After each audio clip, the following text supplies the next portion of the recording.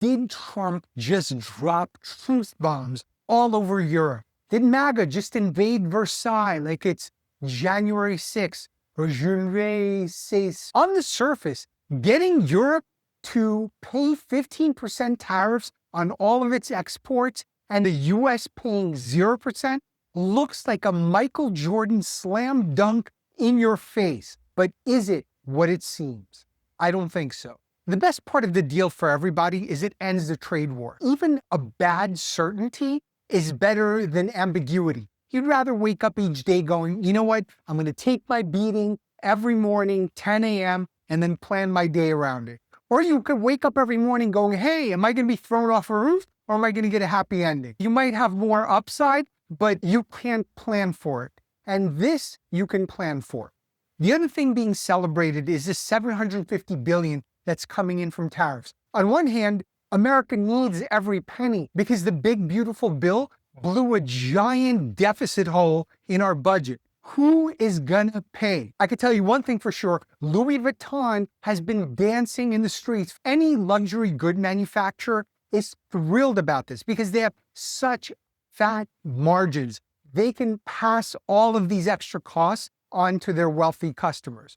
And other manufacturers that have differentiated goods in maybe not so competitive categories are also going to be able to pass on their extra costs. The only ones that can't pass it along are selling commodities like mid-tier sedans. You're going to pick the Fiat or Ford Focus. On the margins, it's probably the same. So Fiat is going to have to eat that extra cost to make the sale. And we know there's going to be pain because Republican Josh Hawley just proposed a $600 per person tariff rebate. Just don't call it reparations. Now, there are two very suspicious announcements in this deal.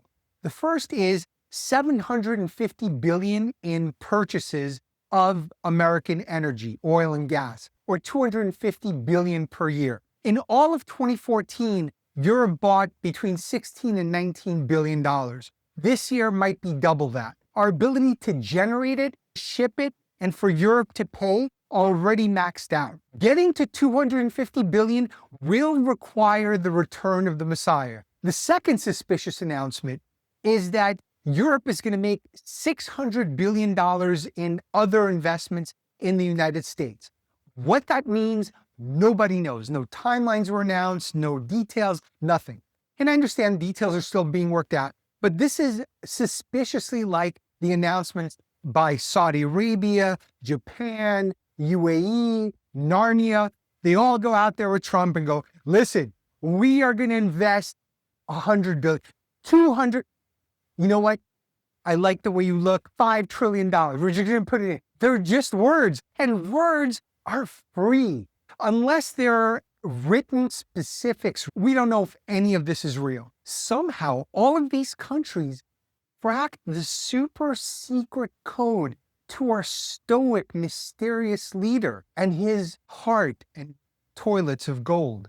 Turns out he likes big bucks and he cannot lie. Well, he can lie. They just know he wants these big numbers for the announcements and they give him exactly what he wants. Whether any of this pans out or whether there's any penalties for them not delivering, who knows? I don't think there are. Now, the most interesting part of the deal is Europe committed to buying lots of weapons from the US.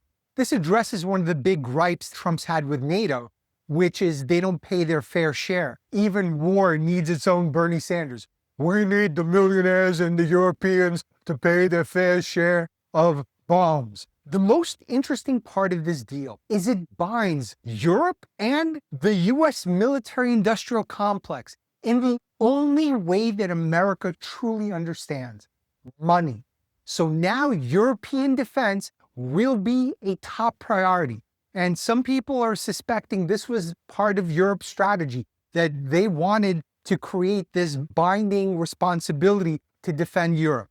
I'm more on the side of this is more expedient and convenient for them than anything else, but it also constrains their ability to become self-reliant and build their own defense industry.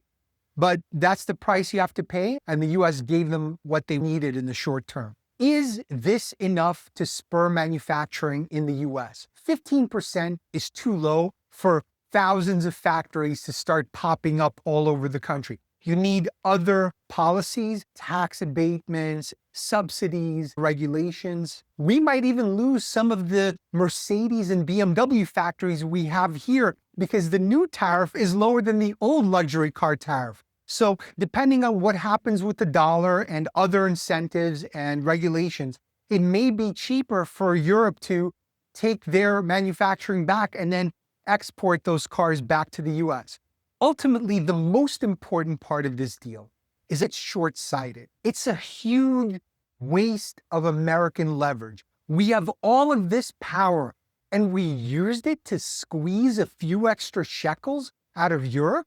It doesn't make much sense. We've treated Europe exactly like we treat China, as an adversary and as a trading partner. In the short term, we will get concessions, but in the long term, they have every incentive to build their trade routes around us, not with us. Europe went from being an ally to being an ex-girlfriend with whom we share custody of a cat. Maybe nothing consequential actually happens from all this. Maybe this just ends up as one big, fat tax hike on Americans. Don't forget to follow and sign up for the newsletter at Trendaddy.com. You get all the deep dives, all the charts, all the love and respect that you deserve.